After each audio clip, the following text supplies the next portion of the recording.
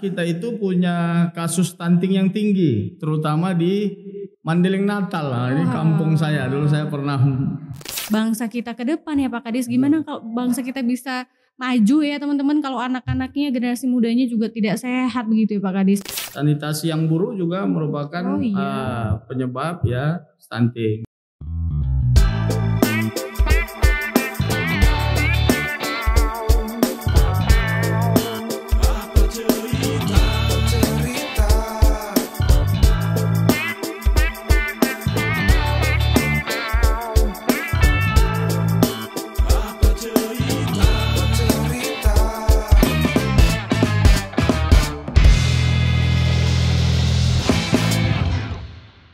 Assalamualaikum warahmatullahi wabarakatuh. Halo sahabat podcast ya, kita ketemu lagi di podcast Apa Cerita. Nah, kira-kira apa cerita kita kali ini? Tentunya kita akan membahas isu-isu yang sedang hangat diperbincangkan ya teman-teman ya. Dan yang tidak kalah menarik belakangan ini masih selalu kita bahas adalah masalah stunting nih. Nah, ini tuh masalah stunting ini kan adalah isu yang ya salah satu isu kesehatan anak ya yang masih perlu perhatian khusus ya, apalagi untuk di Indonesia sendiri. Kalau dari data yang saya baca ya teman-teman, SSGI status gizi Indonesia itu, Kementerian Kesehatan, bahwa Indonesia itu masih di angka 24% ini. Begitu juga untuk di Sumatera Utara nih. Waduh, ini kan luar biasa sekali, ini perlu kita tangani bersama ya teman-teman. Kira-kira apa ini penyebabnya dan bagaimana kita caranya untuk mencegah stunting di Sumatera Utara begitu ya. Akan kita bahas ya teman-teman dengan bintang tamu ya di podcast Apa Cerita kali ini. Kita sudah bersama dengan Bapak Kadis Kesehatan Provinsi Sumatera Utara, Bapak Dr. Gigi Ismail Lubis MM. Pak Kadis, apa kabar Pak Kadis? Kabar baik. Alhamdulillah, terima kasih sudah hadir di podcast Apa Cerita. Nah, ini kan isu yang sangat penting untuk diperbincangkan ya Pak Kadis. Bukan hanya diperbincangkan, tapi kalau bisa kita mencari solusinya bersama-sama. Seperti itu ya Pak Kadis. Nah, kalau dari data ini Sumatera Utara masih di 24% ya Pak Kadis. Benar ya Pak Kadis ya? Kalau saat ini bagaimana kondisinya Pak? Baik, terima kasih. Assalamualaikum warahmatullahi wabarakatuh. Saya Dr. Gigi Ismail Lubis, Kepala Dinas Kesehatan Provinsi Sumatera Utara ya. Terima kasih kepada Adinda podcast hari ini ya. Pertama kita sampaikan stunting kita ya di tahun 2021 sesuai dengan survei SSGI kita itu berada di 25,8%. Di 2021 ya Pak? Iya, hasil survei. Jadi kita kalau Indonesia itu di rata-ratanya itu secara kumulatif itu 24,5%. Cuman target kita di tahun 2024 maka kita harus mencapai 14%. Jadi rata-rata kita itu antara urutan di 18 provinsi, tiga urutan ketiga di atas nasional. Jadi nasional dari 24 kita berada di kumulatif 25 ya. Namun di Sumatera Utara kita itu punya kasus stunting yang tinggi, terutama di Mandeling Natal. Nah, ini kampung saya, dulu saya pernah bekerja di sana selama 21 tahun. Jadi di sana 47%. 47%. Ya, di samping itu ada Pak Barat ya, Dairi, Palas, Paluta, ini di bawah 47%. Namun ini kita ya secara EPPGM ya, elektronik pelaporan gizi masyarakat, itu sebenarnya itu angka stunting kita tuh di bawah 5,2 sebenarnya. Namun dari jumlah bayi yang didata belum mencapai 90%, jadi belum kita bisa rilis ini. Oh iya. Jadi kita berharap apa upaya yang kita lakukan ya, secara semua tenaga kita itu sekarang kita bimbing bagaimana cara mengukur yang benar ya, agar benar-benar kita melihat hasil yang nyata dari benar nggak stunting Sumatera Utara ini 47%. Iya. Tapi untuk Madinah gitu ya, untuk Mandeling Natal ya. Jadi kita sekarang ada mengukurnya secara elektronik. Jadi dia diukur, nanti dilaporkan secara elektronik ya. Tapi kita karena belum mencapai 90%, data ini belum bisa dipakai. Sebenarnya Kalau Sumatera Utara itu 5,2 tapi masih 80% pendataannya. 80%. Nah, kita berharap semua tenaga gizi kita di puskesmas ayo kita selesaikan pendataan gizi ya melalui aplikasi EPPGM. Iya. Tentunya ini kan masalah kita bersama, bukan hanya tanggung jawab pemerintah ya teman-temannya, tapi juga semua elemen masyarakat harus bersama-sama memerangi ataupun setidaknya menurunkan angka stunting lah ya Pak Kadis ya di Sumatera Utara ini. Karena kan kalau stunting ini ya teman-teman, ini kan adalah satu kondisi di mana seorang anak ataupun balita ini mengalami malnutrisi begitu ya Pak Kadis ya, sehingga pertumbuhan dan perkembangan anak itu tidak sesuai dengan usianya begitu, di bawah normal lah begitu. Dan itu biasa ditandai dengan kondisi tubuhnya yang lebih pendek begitu ya Pak Kadis. Pak Kadis, kalau kita berbicara pendek ini kan kadang suka was-was ibu-ibu di rumah ini kan, perbedaannya apa sih? Apakah semua anak yang pendek ataupun kerdil ya kalau bahasanya itu ya Pak, dengan anak yang stunting itu apakah sama begitu? Pak sebenarnya Kadis, dia tidak sama ya, tapi ada tabelnya khusus ya. Kalau yang normal itu misalnya anak umur 1 tahun itu sekitar 75 cm lebih. Begitu dia 2 tahun maka akan berkembang naik 10% lagi, sekitar 80 sampai dia umur 5 tahun itu paling tidak tinggi badannya itu 110 sampai 120 cm gitu. Berarti kalau di bawah dari rata-rata itu umur tadi, dari maka, umur sesuai dengan umur ya, umur dan pertumbuhannya begitu Pak Kadis. Betul, ya. Itu bisa dicek ya anaknya ya Pak Kadis ya. Stunting. Jadi kalau dia umur 1 tahun panjang badannya atau tinggi badannya kurang dari 75 cm maka dia bisa kita katakan stunting. Ya, tapi itu ada pengukuran khusus ya. Nah, ini stunting ini tidak hanya berpengaruh kepada kondisi tubuh si anak ya Pak Kadis ya, bukan hanya dari tinggi badan tapi juga lama-kelamaan juga berpengaruh kepada kecerdasan otaknya ya Pak Kadis ya. Makanya ini kan salah satu yang membahayakan juga, karena kan generasi-generasi muda kita inilah yang akan nanti memimpin bangsa kita ke depan ya Pak Kadis. Gimana kalau bangsa kita bisa maju ya teman-teman kalau anak-anaknya, generasi mudanya juga tidak sehat begitu ya Pak Kadis. Nah, ini yang saya lihat pemerintah kita menggalakkan gerakan nasional aksi bergizi tahun 2022 ya teman-teman Pak Kadis ya.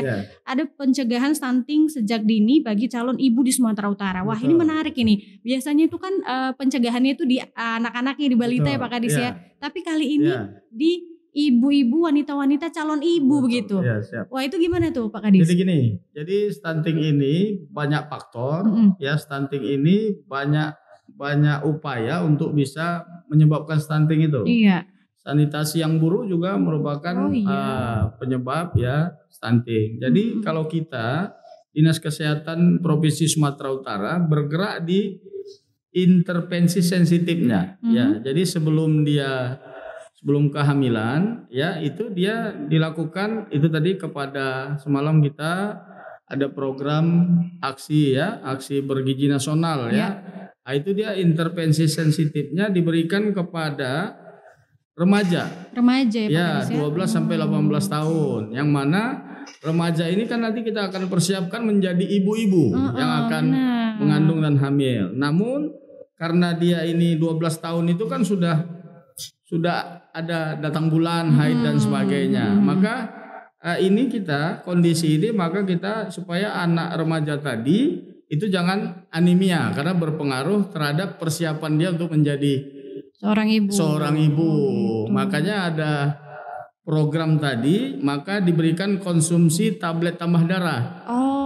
Jadi 50 tablet untuk satu orang anak. Nah, jadi diminum seminggu sekali. Jadi dia kalau untuk ibu hamil itu diberikan 92 tablet tambah darah untuk diminum setiap seminggu sekali. Maka kemarin kita di SMA 1 dan SMA 10 serta 125 sekolah di Sesumut kita lakukan itu, secara nasional juga dilakukan dalam rangka juga kita ingin mencapai rekor muri secara nasional ya. Cuman apa manfaatnya untuk melakukan ini? Jadi kita meliterasi tentang pentingnya agar kita menjaga ya anak kita ya remaja kita untuk tidak anemia ya. Jadi maka kita berikan tablet tambah darah itu. Jadi apa yang harus dilakukan bagi remaja, putri maupun putri khususnya ya. Putri. Maka kemarin itu kegiatannya kita pernah mendengar perilaku hidup bersih dan sehat. Ya, apa itu? Pertama kita harus melakukan aktivitas fisik. 15 sampai 30 menit. Agar apa? Agar tubuh bugar, agar ada pembakaran lemak di bawah kulit. Jika menumpuk lemak itu akan menyebabkan penyakit ya. Jadi semalam kita lakukan itu ya untuk supaya anak-anak atau remaja itu ya melakukan aktivitas fisik di pagi hari. Begitu dia sudah melakukan aktivitas fisik sebelum pergi sekolah, ini bisa juga dengan menyapu halaman, membersihkan tempat tidur, bergerak, harus aktivitas fisik 15 sampai 30 menit. Tapi kalau di hari-hari libur silahkan yuk kita olahraga ringan, berjalan kaki, senam dan sebagainya. Jadi ini kita picu untuk anak itu melakukan perilaku hidup bersih sehat tadi dari segi aktivitas fisik. Setelah itu kita anjurkan kepada remaja putri kita, begitu kita ingin pergi ke sekolah, maka harus dengan sarapan. Sarapan dulu. Supaya apa? Supaya ada konsumsi asupan makanan di tubuh kita sehingga kita bisa kuat ya. Jadi sarapan dengan menu yang sehat, gizi yang seimbang ya kan. Kalau bisa pelengkap dengan ada 1 gelas susu. Apa gunanya ini? Ya supaya kita berharap tadi dengan menu yang seimbang, maka kita harus tepat waktu juga makannya. Jangan dia biasa kita sarapan jam 8, besok jam 9, maka keluar asam lambung kita di jam 8. Maka ini akan berpengaruh terhadap sistemik dari kita dan akan menimbulkan ada istilahnya penyakit mah dan sebagainya. Jadi setelah itu tadi, maka kita semalam juga memicu untuk secara simbolis kita ya itu dilakukan oleh Pak Gubernur memberikan secara simbolis tablet tambah darah kepada remaja untuk dimakan 1 tablet seminggu sekali. Dan selanjutnya kita berharap ya kepada guru ya, kepala sekolah atau guru orkes yang ada untuk memantau ini. Jadi tadi 50 tablet nih bekerja sama dengan puskesmas yang ada di wilayah kerja sekolah. Jadi nanti seminggu sekali ini akan datang petugas puskesmas, atau kalaupun tidak datang petugas puskesmas pada hari yang seminggu tentukan, maka kita berharap guru sekolah, wali kelas untuk memandu ini untuk mengingatkan karena si remaja. Anak-anak sekolah ini kadang-kadang suka lupa minumnya atau males. Gitu, diingatkan kembali untuk dia mengkonsumsi ini. Di samping itu juga kemarin kita lakukan pemeriksaan HB ya. Dari yang kita lihat semalam, dari 500 yang diperiksa HB-nya, hampir 100 yang anemia. Ini nanti kita bekerja sama dengan USU. Kemarin Dr. Inke Nadia juga hadir ya. Kita berharap ini nanti kita akan teliti. Gitu. Jadi dengan adanya program ini jadi ketahuan juga ya Pak Kadis ya. Waduh, luar biasa. Mudah-mudahan ini juga tentunya bermanfaat untuk generasi muda kita, apalagi untuk para anak-anak putri ya yang nantinya bakal menjadi seorang ibu. Karena benar ya Pak Kadis, gimana anaknya mau sehat kalau calon ibunya tidak sehat gitu ya Pak Kadis ya. Oke, tadi Pak Kadis ada menyebutkan sebenarnya stunting ini memiliki beberapa faktor. Salah satunya sanitasi. Kemudian apalagi nih Pak Kadis supaya yang menyaksikan acara ini mungkin ibu-ibu ataupun siapapun ya bisa mengetahui lebih jelas nih Pak Kadis.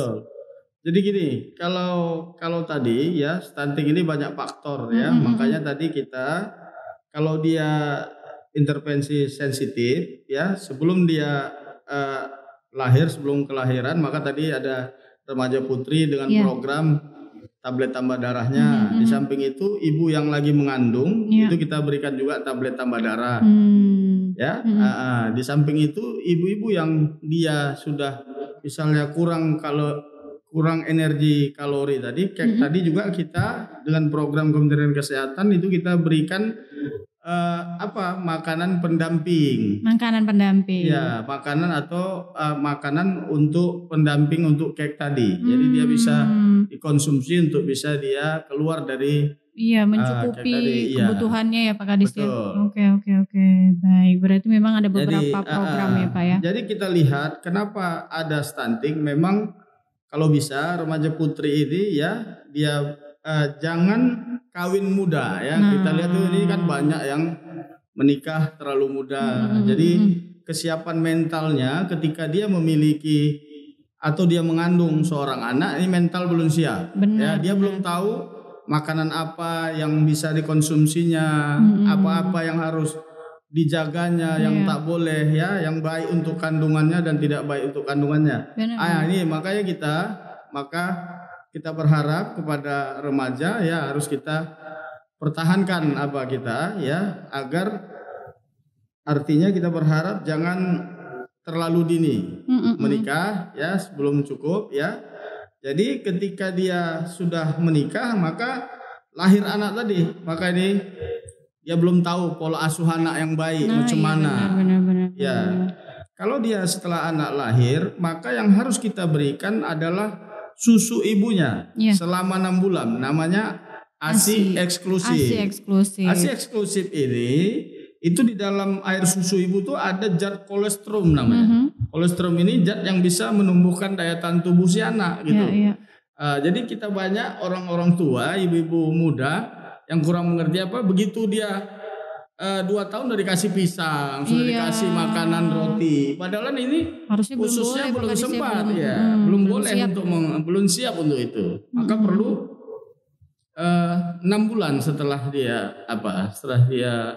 ASI eksklusif baru bisa diberikan makanan tambahan pendamping ASI. Gitu. Benar sekali. Jadi memang edukasi inilah yang penting ya Pak Kadis ya, karena kalau dari ada beberapa dokter anak kemarin menyampaikan bahwa sebenarnya yang anak-anaknya yang mengalami stunting ini tidak hanya yang dari golongan ke bawah, ekonomi rendah begitu Pak Kadis, bahkan dari yang ekonomi tinggi juga ada juga anak yang mengalami stunting karena kurangnya informasi itu tadi Pak Kadis ya. Kurang edukasi juga kepada ibu-ibu itu tadi, ibu-ibu yang masih terlalu muda belum mengetahui bagaimana caranya mengasuh anak seperti itu ya Pak Kadis. Waduh, ini luar biasa sekali, memang harus selalu kita berikan edukasi kepada anak-anak putri kita, remaja-remaja kita bahwa janganlah cepat-cepat menikah. Harus benar-benar matang begitu ya Pak Kadis ya. Waduh, nah lalu bagaimana nih Pak Kadis upaya kita untuk mencegah stunting ini, tentunya untuk menurunkan angka prevalensi yang 24% tadi itu loh Pak Kadis. Ya, pertama kita tadi ini kan banyak peran serta ya lintas sektor yang berperan. Kalau kita dinas kesehatan ya dari segi pertama intervensi sensitif ya sebelum kelahiran dan intervensi setelah lahir. Nah, itulah tadi adanya pemberian makanan pendamping ASI dan sebagainya. Di samping itu tadi kita bilang sanitasi bersih, ini faktor lingkungan ya. Sanitasi buangan yang bersih. Kita dinas kesehatan juga itu mengerjakan tentang air yang bersih itu, mutu air yang bersih itu berpengaruh terhadap kesehatan anak. Jadi kita dinas kesehatan ada untuk memantau mutu air yang dikonsumsi. Kalau air kita yang selama ini kan masih jernih, tidak berbau, tidak berasa kan gitu. Apakah dia mengandung logam berat dan sebagainya itu kan perlu kita mengecek mutu dari kualitas air yang dikonsumsi oleh masyarakat tadi. Jadi memang kompleks ya Pak Kadis faktornya ini. Betul. Ya bukan hanya dari segi kesehatan ibunya dan anaknya, tetapi juga lingkungannya juga dari sanitasi seperti itu, air yang bersih. Jadi semua harus kita perhatikan ya bagi ibu-ibu di rumah yang saat ini sedang mengandung mungkin. Betul. Harus selalulah konsultasi kepada dokter dan menjaga kesehatan kehamilannya. Kemudian ibu-ibu yang memiliki balita juga dijaga dan dirawat bayinya dengan baik. Tentunya informasi juga perlu kita cari begitu ya Pak Kadis. Apalagi kan sekarang informasi mudah sekali kita dapatkan ya Pak Kadis ya dengan adanya internet begitu, kecanggihan teknologi, tapi tentunya harus informasi yang valid begitu. Jadi memang harus melek lah ya dengan adanya kasus stunting ini. Kita harus benar-benar mempersiapkan anak-anak generasi kita selanjutnya ini menjadi anak-anak yang sehat seperti itu ya Pak Kadis ya.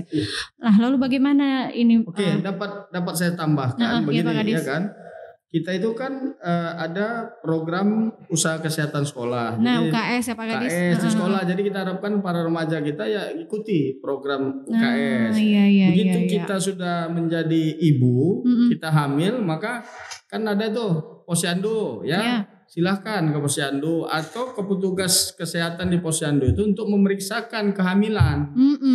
Jadi 3 bulan pertama itu diperiksa kehamilannya, 3 bulan berikutnya diperiksa kehamilannya, bisa 2 kali ya, setiap 2 minggu sekali, jadi 1 bulan 2 kali. Kalau yang 3 bulan itu 6 bulan. Kalau yang terakhir itu trimester terakhir 6 bulan sampai 9 bulan bisa kita.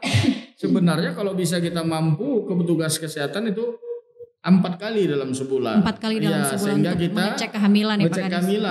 Karena nanti banyak faktor. Jadi kalau saya sampaikan, jadi itu minimal dia itu naik berat badannya setengah kilo gitu. Setiap bulannya lah begitu Pak Kadis. Kalau nanti terlalu gemuk pun ibu hamil itu banyak penyakit, bisa muncul darah tinggi, bisa protein urea, akan berpengaruh terhadap janin yang dikandungnya.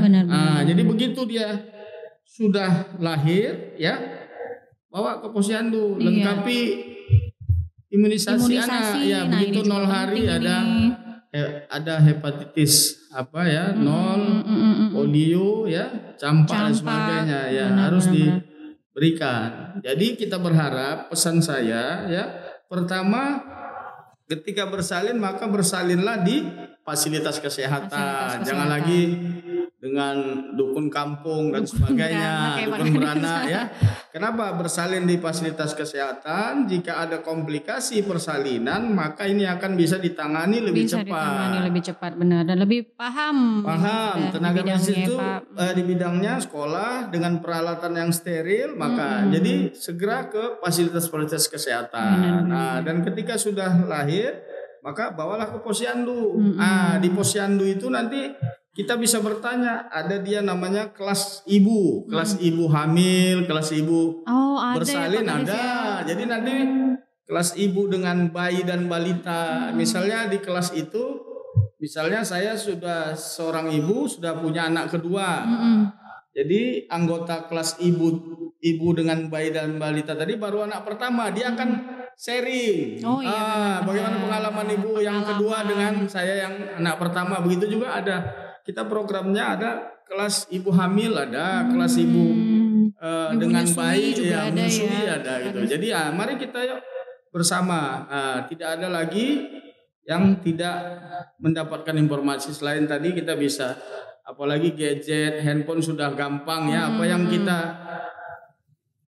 kurang mengerti atau kita ingin tahu tentang kesehatan kita tinggal klik dan ketik saja ya. Benar. Jadi sebenarnya fasilitas kesehatan juga sudah disediakan oleh pemerintah. Tinggal kita lah bagaimana caranya menggunakannya ya, Pak Kadis, yang memanfaatkannya. Nah, terkadang kan ibu-ibu ini kurang peduli begitu, hamil ya sudah ya berkembang begitu ya Pak Kadis ya. Nanti tinggal tunggu waktu yang melahirkan. Nggak begitu ibu-ibu ya Pak Kadis ya. Jadi memang harus dicek berkala, setidaknya 3 bulan sekali. Kemudian yang memiliki balita juga harus diimunisasi. Jadi ini memang harus benar-benar harus diperhatikan ya. Apalagi fasilitas juga sudah lengkap diberikan oleh pemerintah, tinggal kita memanfaatkannya begitu. Bahkan kelas-kelas tadi sudah disebutkan Pak Kadis juga sudah diberikan. Sebenarnya kalau kita mengikuti itu semua, stunting tidak ada ya Pak Kadis ya, insya Allah seperti itu. Oke, nah lalu bagaimana nih Pak Kadis mengedukasi orang tua yang memiliki remaja putri seperti itu Pak Kadis? Caranya seperti apa ini untuk kita memberikan informasi kepada orang tua yang memiliki remaja putri yang nantinya bakal menjadi seorang ibu begitu Pak Kadis? Pertama ya, kepada remaja ya, pertama kita harus mengenali organ reproduksi kita. Itu wajib, itu jangan penting itu. Itu bukan hal yang tabu. Bukan hal tabu dan lagi. Harus kita mengerti. Terkadang itu Pak Kadis antara orang tua dengan anak itu kalau soal perbincangan soal seks itu menjadi hal yang tabu, padahal itu penting sekali ya Pak Kadis ya. Organ reproduksi itu harus tahu apa fungsinya, manfaatnya, apa ini jika terjadi ini apa efek yang ditimbulkannya. Jadi dengan itu, kapan organ reproduksi ini siap untuk apa? Untuk bisa dibuahi misalnya, untuk bisa dia melahirkan, maka ada waktu-waktu tertentu. Iya. Setelah itu ketika kita ingin mempersiapkan pernikahan, ya maka kerjasama Departemen Kesehatan dengan Kementerian Agama, maka ada bimbingan tadi ya, bimbingan itu kita ikutin.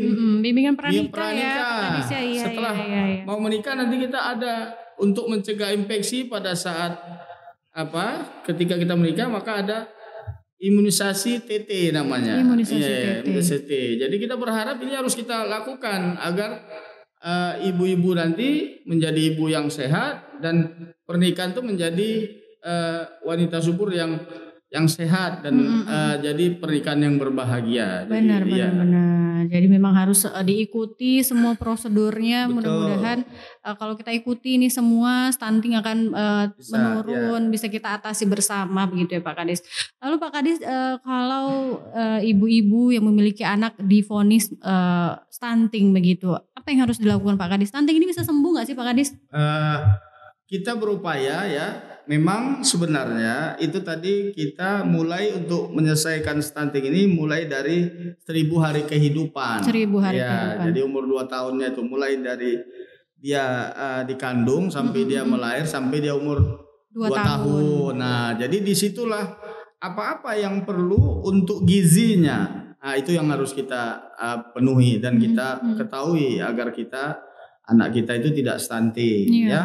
Jadi kalau dia sudah stunting, kalau istilah dulu namanya gizi buruk. Biasanya banyak gizi buruk itu disebabkan oleh penyakit. Ya, tadi saya bilang masalah lingkungan yang tidak baik berpengaruh terhadap kesehatan anak. Terjadi infeksi tadi, anak tidak sehat maka berpengaruh terhadap berat badannya, pertumbuhannya gitu. Jadi biasanya itu misalnya lahirnya kurang timbangannya, kurang berat badannya begitu, itu yang berpengaruh terhadap anak. Maka kita harus sebelum kita dipersiapkan untuk berumah tangga, maka dari remaja kita harus persiapkan diri kita ya. Rasa itu. Oke, baik. Jadi memang harus dipersiapkan sejak dini ya Pak Kadis, seperti program dari pemerintah ini, Gerakan Nasional Aksi Bergizi Pencegahan Stunting Sejak Dini seperti itu. Betul. Ini harus kita edukasi bersama, informasi ini harus kita beritahukan kepada masyarakat luas ya Pak Kadis ya, supaya semua lini masyarakat mengetahui akan hal ini. Apalagi untuk jadwal-jadwal dari seperti imunisasi itu juga kan sebenarnya sudah diumumkan dari setiap lingkungan. Kepala-kepala lingkungan juga tempat tinggal juga pasti sudah selalu mengumumkan itu ya Pak Kadis ya. Hanya saja mungkin kita sebagai orang tua masih lalai begitu ya Pak Kadis. Apa nih pesan-pesan Pak Kadis kepada orang tua di rumah yang memiliki balita, kemudian untuk kita masyarakat bersama, karena kan ini bukan hanya kerja pemerintah saja Pak Kadis ya, pemerintah juga sudah melakukan upaya-upaya yang sangat luar biasa untuk pencegahan stunting ini dan menurunkan angka stunting. Gimana silakan Pak Kadis? Ketika ibu punya balita ya, makanya sebelum memegang bayi sebenarnya ini anak ini kan rentan terhadap infeksi ya, maka kita ketika kita punya bayi balita maka kita harus punya image untuk melakukan perilaku hidup bersih dan sehat ya. Ketika kita ingin memegang bayi kita maka cuci tangan kita dulu dengan sabun. Benar. Ketika kita ingin memberikan susu pada anak maka dibersihkan dulu dengan air hangat, bisa saja ya. Harus bersih ya Pak Kadis. Susu bisa dibersihkan dulu gitu dengan air hangat supaya jika ada kuman yang menempel tidak ikut ke saluran pencernaan anak gitu. Udah itu kalau pakaiannya yang sudah kotor jangan dibiarkan, walaupun ada istilahnya pampers ya kan, sudah dia buang air kecil, buang air besar, udah penuh karena pampesnya. Ini kan juga menyebabkan infeksi. Jadi kalau kita sayang pada buah hati kita, ya lakukan ini perilaku hidup bersih dan sehat untuk ibu yang memiliki bayi balita. Di samping itu ketika pada saat tadi kebutuhan anak itu 0 sampai 6 bulan, maka berikan dia hak dia susu ibu itu selama 6 bulan ya. Jadi ketika dia sudah aktivitas lebih besar ya, di atas 6 bulan, berarti kan akan kurang asupan makanan dengan air susu, maka perlu pendamping ASI. Makanan pendamping ASI. Iya. Bisa seperti bubur, pisang, bisa dia di tim itu ada ada wortel dan sebagainya yang berserat untuk bisa kebutuhan protein dan kalori bagi si bayi. Maka kita berharap ketika kita punya bayi, maka bawa ke puskesmas atau ke posyandu ya, agar pada saat kita sebulan sekali mengikuti posyandu, ada hal-hal yang tidak dilihat oleh ibu tadi, tapi dilihat oleh petugas kesehatan ya, bayinya kurang sehat ya, atau ada hal yang ini sih awal-awal untuk misalnya mau terkena diare dan sebagainya. Jadi petugas puskesmas ya atau petugas posyandu tadi ya, yang ada kader dan petugas puskesmas untuk bisa melihat ini dan memberikan pemahaman kepada kita bahwasanya anak ini kurang sehat dari segi pertumbuhannya atau berat badannya dan tinggi badannya tidak sesuai dengan umurnya, maka ini apa yang harus diberikan, makanan apa supaya dia bisa ini cukup asupan gizinya, mengejar ketinggalannya tadi. Waduh, ini luar biasa sekali perbincangan kita kali ini. Pak Kadis, terkait dengan stunting ini, kan memang ini adalah salah satu masalah yang cukup besar ya di Sumatera Utara. Mudah-mudahan dapat kita atasi bersama. Kalau dari Bapak Gubernur Sumatera Utara kita, Pak Edi Rahmayadi, ada pesan-pesan khusus nggak untuk Dinas Kesehatan Provinsi Sumatera Utara? Jadi gini, kalau tadi kalau kita lihat ada stunting itu di satu kabupaten kota 47%. Jadi setiap 100 anak yang lahir ya kan 47 dia kurang apa. Jadi ini akan menjadi beban pemerintah ini. Maka kepada anjuran Pak Gubernur ya, kami OPD terkait ya, ada Dinas Kesehatan, P2KB, BKKBN yang Perkim ya, PSDA ya, P3A, semua kami berupaya ya memberikan program-program agar kami bisa mengatasi stunting di Sumatera Utara. Pesan saya bagi jangan pernah malu kepada ibu ya, kalau misalnya sudah terlanjur anaknya stunting ya? Enggak, sudah terlanjur menikah. Muda, ya jangan malu ke posyandu, jangan malu ke fasilitas kesehatan. Justru malah harus kita kejar begitu ya Pak Kadis ya. Dan ketika pada saat misalnya anak kita lahir kurang berat badan, jangan dibiarkan. Yuk kita bawa ke jangan malu, jangan enggan ya. Kita berupaya untuk kita bisa merubah dari yang tadi kepada yang lebih baik gitu. Jadi itu pesan saya tuh. Baik, terima kasih Pak Kadis, ini luar biasa sekali perbincangan kita kali ini. Mudah-mudahan ini banyak yang menyaksikan. Jadi informasi yang disampaikan oleh Pak Kadis dapat sampai kepada masyarakat, khususnya untuk ibu-ibu yang memiliki remaja putri dan juga memiliki balita ya. Jadi pemirsa tadi sudah dijelaskan panjang lebar dan detail sekali oleh Pak Kadis apa saja yang harus kita lakukan untuk pencegahan stunting ini. Mudah-mudahan stunting menurun ya Pak Kadis di Provinsi Sumatera Utara khususnya dan di Indonesia secara umumnya Pak Kadis ya. Terima kasih Pak Kadis, sehat selalu. Dan teman-teman terima kasih sudah menyaksikan podcast Apa Cerita kali ini. Terus saksikan podcast Apa Cerita selanjutnya karena akan banyak sekali informasi yang akan kita dapatkan dengan menyaksikan podcast Apa Cerita. Sampai jumpa.